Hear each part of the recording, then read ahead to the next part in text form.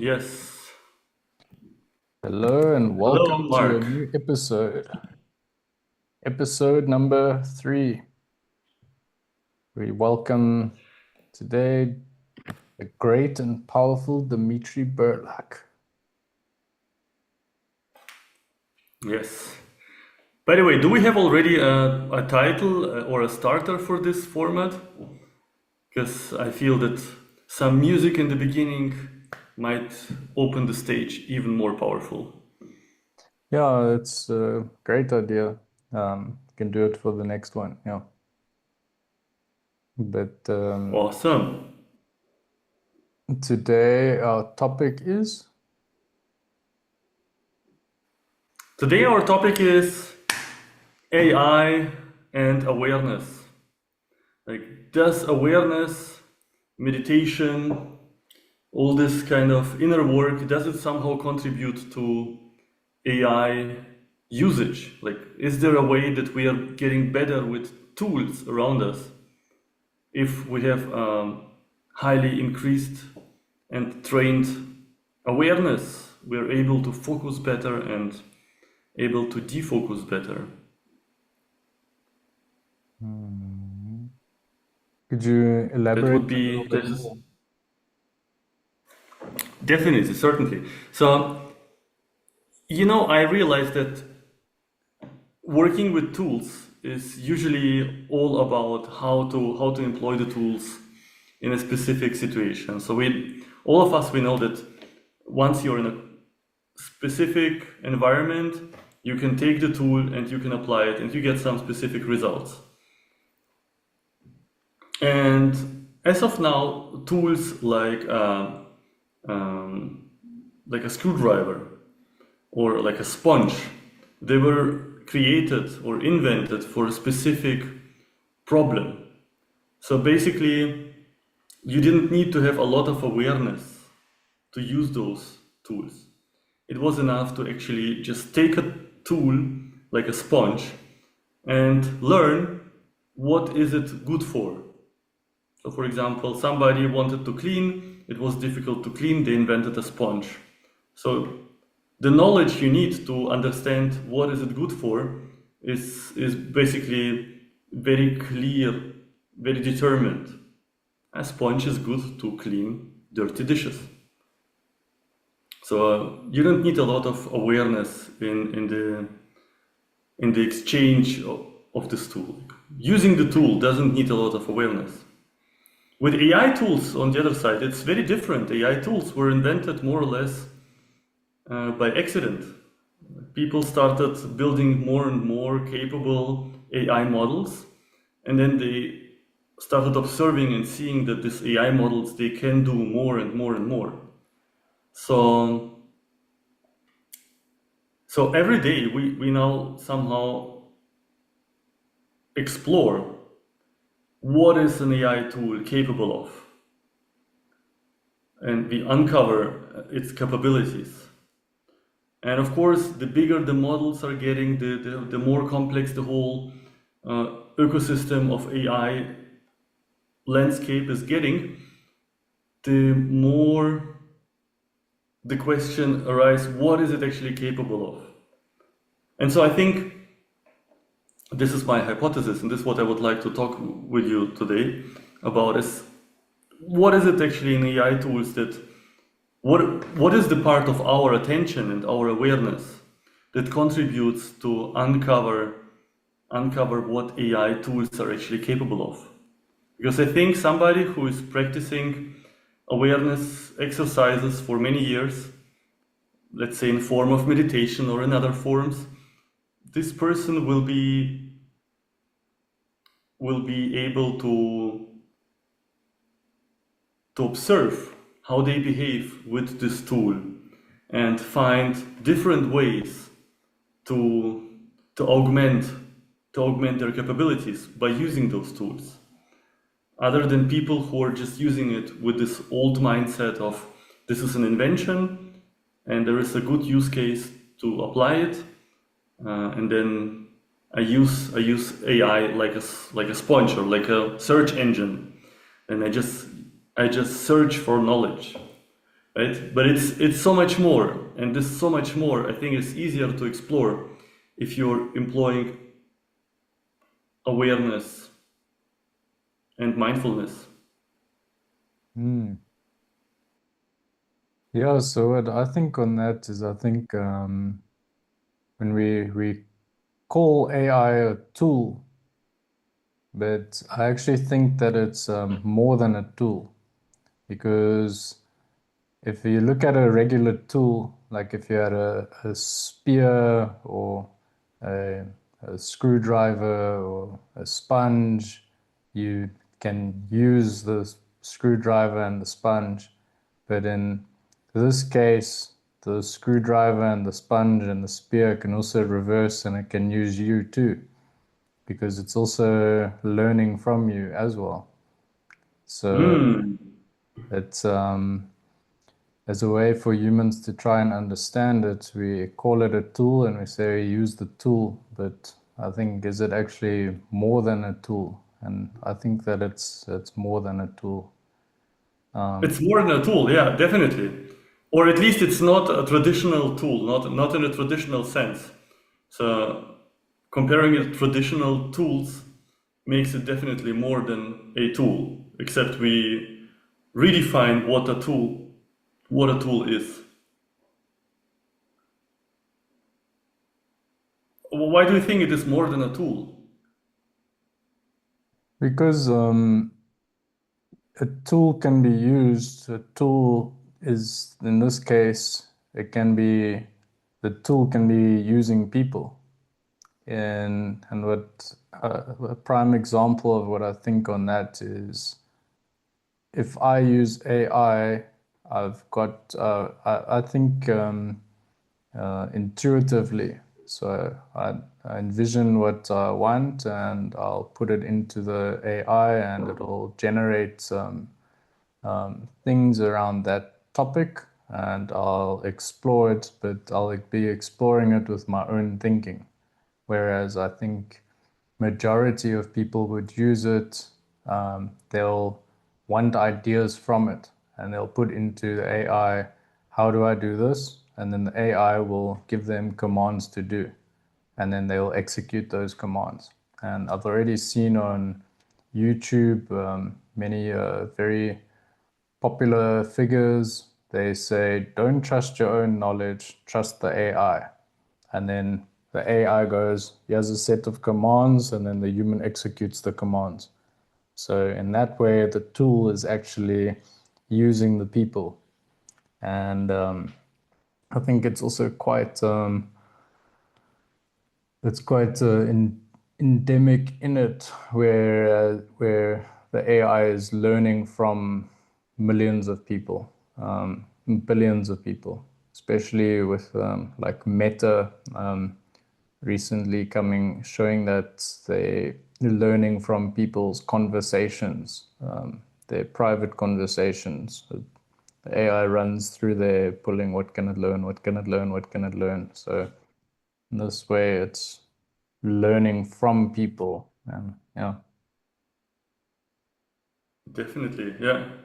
So it is learning, but like as a counter argument, I would say in the past we humans used to utilize almost everything, right? We became masters in making everything a tool. Like the domestication of animals, I would say, is one of the earliest forms of making nature being a tool, right? So getting individuals, getting animals to do what we want them to do so that our comfort is increasing and that our safety is increasing and the risks are decreasing. So I think a tool can be also something that is a concept itself can be also a tool, or the utilization of everything can be the tooling of somebody, right? So using wild horses to make them be available day and night is sort of a tool for our survival. It's a survival tool, and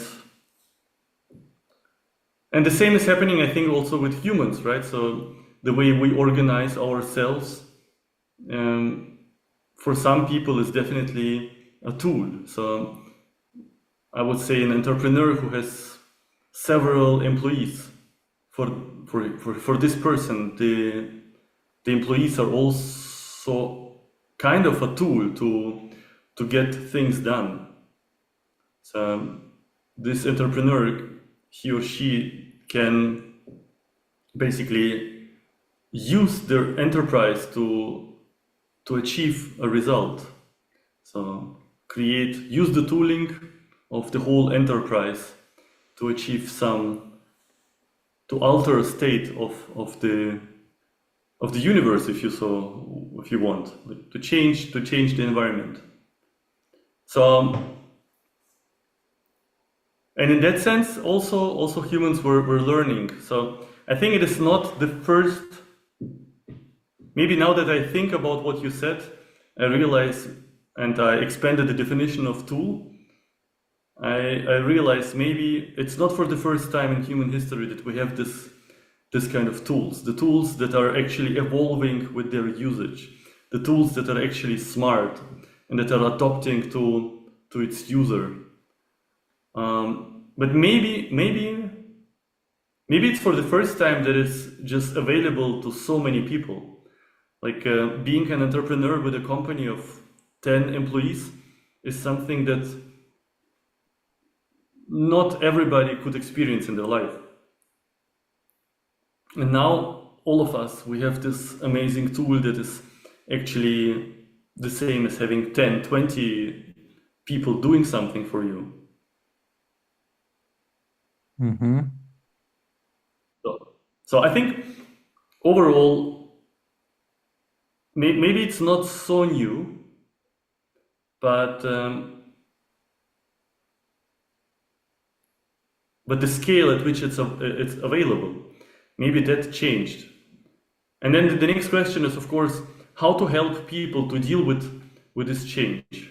Like nowadays, so if people are way more forced to understand that their usage, their interaction with these AI tools is actually shaping who they are, because the tool is also adopting to them.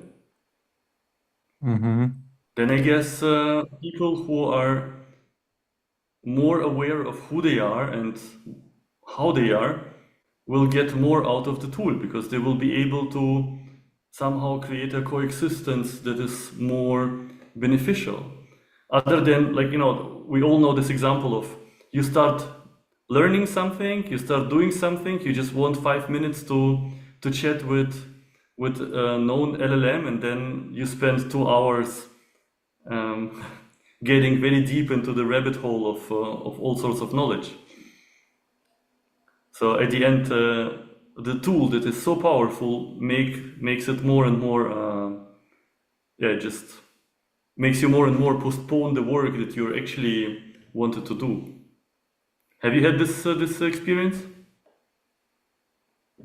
So, I mean, I think what that could be is like, that could be like being distracted and going into the Absolutely, distraction. distraction. Yeah, That would be yeah, like avoidance. And I think humans definitely have it wired in us to learn things, and learning has novelty to it. And I think social media has shown how they prey on novelty, and also for like the last 2000 years, like news, giving news, like the word new, it's like this is new, like it's not old, it's new. This is the news, forget about the old, this is what's new. I think yeah, there's that novelty to it where it's enough to keep people distracted and hooked. And I mean, people have already been getting lost in rabbit holes through social media. So it's definitely an outlet for that activity of searching for novelty through. But I think to make better use of it, it would be applying the knowledge, because I think of AI as it being a glorified dictionary. It's like a dictionary you can pull off the shelf and you can be like, oh, I want to find out what this word is. Go to the dictionary or an encyclopedia and go read about a topic and learn about that topic. Whereas the AI can go, okay, based on this parameter, that parameter, that parameter, this is what you actually should be looking at. And then you can go to the knowledge and you can read all about it. And then from there, of course, you can get lost. There's thousands of years of knowledge, millions of years of knowledge. If you take all people's experiences, documented experiences, and the AI has been learning from that, there's endless seas of knowledge to go through and explore. So it's definitely something that people can get lost in. Yeah, that's what I think. Yeah. Getting lost. Yeah. So exactly, getting lost for me means that you lose the focus, you lose the awareness of what's going on around you. You lose the traction, you lose the you losing yourself, losing the idea that motivates you, losing the goal of what you had in front of you. So procrastination. I think for many people this lose might come unaware in form of procrastination. So that they want to do something, but there are some inner patterns, or as Carl Jung said, the shadow work is not yet done, and they start procrastinate. Right. So I think if I look back, maybe in the past people who are procrastinating now with AI would have been procrastinating in the past with just surfing the web. Because as I remember 20 years ago when the web started becoming, or 25 years ago when the web started becoming a phenomenon for everybody, like at scale technology, people were also just hanging out for hours, just searching for new information and how it is connected. And it does give a very interesting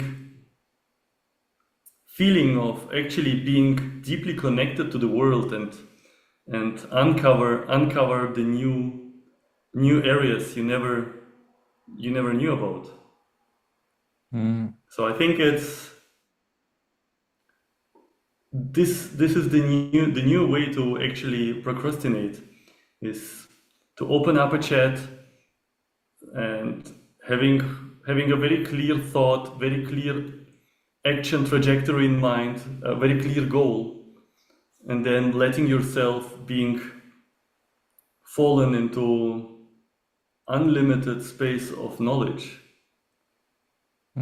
Finding yourself with all the knowledge that is somehow making sense and is alluring you into getting away from your main goal, which reminds me of a very new movie, Odysseus. You know, there's now this new movie, Odysseus. I haven't seen it yet, but I do know of it, yes. I also haven't seen it, but the story is very old, right? So basically, maybe every new technology is showing us something that the old Greeks already knew. Like the story of Odysseus is so old and so known, but it's actually something that we still refer to, because it is painting something that is very inherent to the human nature. Mm-hmm. Getting out there to do things that needs to be done, getting back, and then getting lost somehow through through nature and through new information, and trying to get back without losing your goal. Mm-hmm. Yeah, I think it's a well-studied phenomenon, and I think YouTube was doing it earlier, like in recommendations. You watch one video and there it goes, oh, you might be interested in this. And then you're like, okay, let me click on that. And you watch that. And you go, wow, I was actually interested in that. And then it goes, you might be interested in this. You click on it and you watch that. And I think people do that on Instagram, on Facebook, on Google, on Amazon or shopping. I think there's also these containers that learn people's unique interactions with their browser. And there's these profiles that are stored in databases on particular people, and then whatever website you access, it shows you things that you might be interested on that website. And it's definitely an aspect of the human mind. I think how it relates to awareness is what's happening first, because initially when we're born we're aware, naturally aware, and I think being distracted or procrastinating or going down a rabbit hole is just an action of the mind. It's not the whole mind, and it's not who a person is. It's an action of what a person is doing. So, and are you your actions? So I don't think that a person is their actions. The actions are just the actions that the person is doing, and people can do new actions or do different actions. But what exactly is the person underneath it all? I would say that's the awareness underneath it all. So people are definitely leaving their state of awareness and entering into a state of distraction. And also, when it comes to knowledge specifically, it engages on the process of thinking and memory. And can humans, I think, is there a limitation to the ability to think? I think that there is a limitation. I think that humans are in the process of evolution for maybe 450,000 years or something like that, just as human organism. And before that, millions of years before that, has been evolutions happening. And I think in the current form, yes, we're intelligent by how we can measure intelligence, but I think that the process could, and I would say should continue, where we continue evolving, continue becoming more intelligent. I think that's the process of evolution.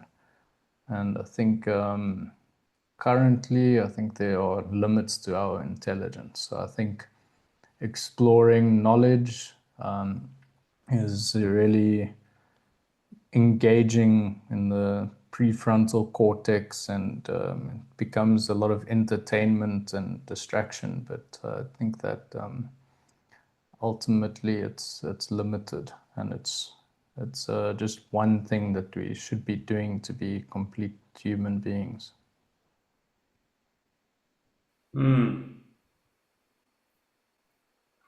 Absolutely.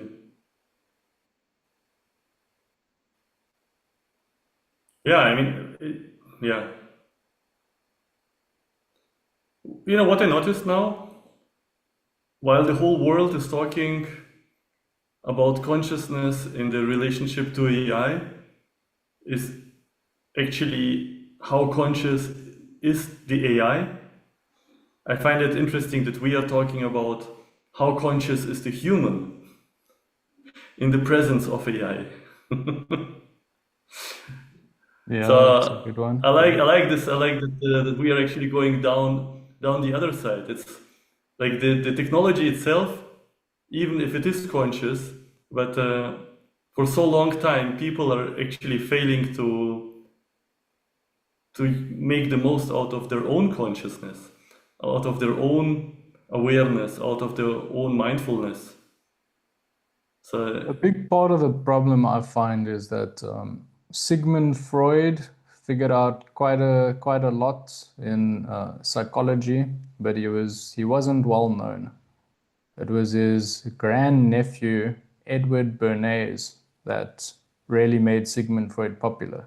And how he did that was he commercialized the initial findings of psychology and he went, how can we use these findings to make a lot of money? And he sold these ideas to companies to turn the process of investigating the human mind and psychology against people. So that he became the father of propaganda, figuring out, and this is the same models that have grown and how successful companies use these psychological techniques on people to make money. And so, unfortunately, psychological findings haven't been to better humanity. It was never, we found these amazing things. Let's put it into schools. Let's educate people on this. Let's get people to be smarter and more self aware. No, the way that it's been is let's sell these to companies, get companies to use the people and to make money from people like that. So, unfortunately, that's been the goal to increase profits, and it's the same goal that AI and all these companies follow. It's it's really, I think that it's ridiculous, but that's the state of the yeah, current world. yeah. So basically, how I understand you is that psychological insights and many of other insights coming from all sorts of fields are mainly used to increase profit for individuals or specific groups of society and rarely for the overall well-being of the whole society. Well, yeah, interesting approach, interesting view. My counter argument would be that in the last 150 years, still after the Industrial Revolution started, the overall level of comfort and level of our lifestyle increased.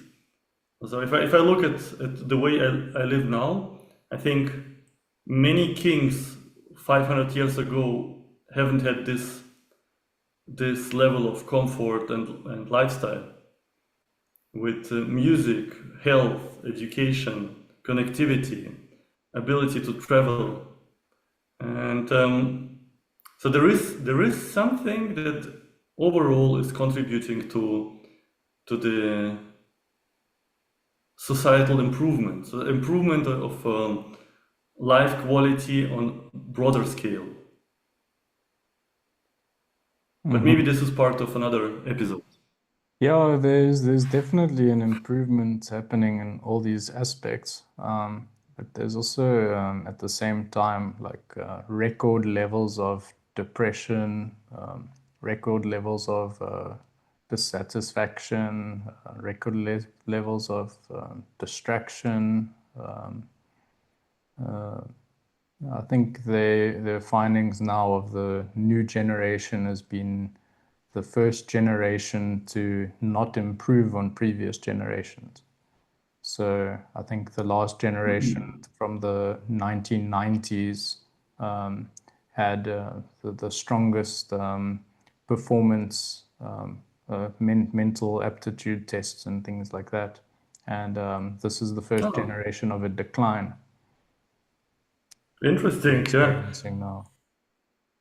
I have to look it up way more because that changes, of course, the course of action for the next generations, right? I had this one colleague who said at some point, he was from the 50s or 60s, and he said in his life, basically, it was all the time going up, up, up. There was no possibility that it goes somehow down. It was a golden era of growth, actually. So whenever he invested money, he was almost certain that he would get more out of it. Whenever he learned something, he was almost certain that he would get more out of this knowledge. Whenever he created something, it was almost certain that it will be gaining value just by being on Earth, just by existing, right? And we had this conversation a few years ago, and he said basically that for the first time in his experience, in his life, things changed, that it's not as certain anymore. Because the nature of risk, or like false information, the nature of growth changed itself. And I wonder if AI is similar right now as it used to be, let's say 500 years ago, the book print, when information got so available to everybody that being literate and able to get the information out of the books meant a huge difference in the well-being of the owner of this knowledge and this skill set. For sure, the new AI age will create also many fortunate people who will monetize on their knowledge and skills and become very wealthy. I wonder if this one colleague is just describing a real change in the development of humanity, or is it just the next logical step, and it just accelerates for all of us? So that means, again, all of us will be now just having more access to information, having more companies, more businesses, just more of everything. Especially if handling it includes being more aware, then does it mean as well that we all will be living in a world of higher awareness, higher mindfulness, higher focus? This is so difficult for me to imagine that a new technology might force us actually to become more aware and more conscious and more sharp and more focused. But if I look back, maybe this is what's happening with every new technology. New technology is bringing us into a new way of seeing the world. I think that currently it's not making people more knowledgeable and more focused. I think that that's definitely also my perception. It's actually giving a new stage for people to lose focus and be somehow distracted. And also for like knowledge, usually there would be an element of retaining the knowledge, and then it would become part of your memory. It would become part of your self-knowledge. But now, why do you need to remember the knowledge if the AI will remember the knowledge for you? Right, That yeah, will absolutely. make us ditch the need to remember things. AI you can tell Claude to remember it for you. Yeah, exactly. And this is basically also something that I observe with myself. I give Claude, ChatGPT, and all of them the ability to remember what I talked about, and then I have somebody who has actually a better observation of my behavior than I could ever be. So learning about myself and how I am becomes a task that I can some sort of outsource to Claude or to ChatGPT or to those tools. So regularly I can just ask them, hey, how am I? Look at me from all the conversations. Tell me what I don't know about myself. Something that I in the past needed maybe more friends, family, but definitely more memory for. Just remember, like, how am I? Mm. So I absolutely agree. It is taking away a lot of memory work. But what do we get out of it? Like if we don't have to remember so much, interacting with the world becomes more comfortable.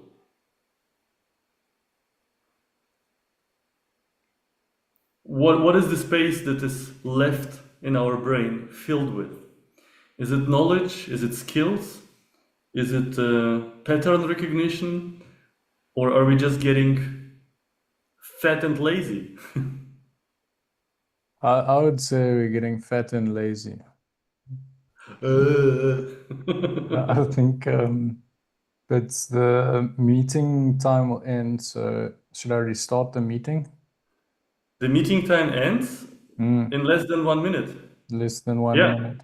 I think it's a beautiful summary for awareness and attention. The more we use modern tools, the more we get fat and lazy. Love it.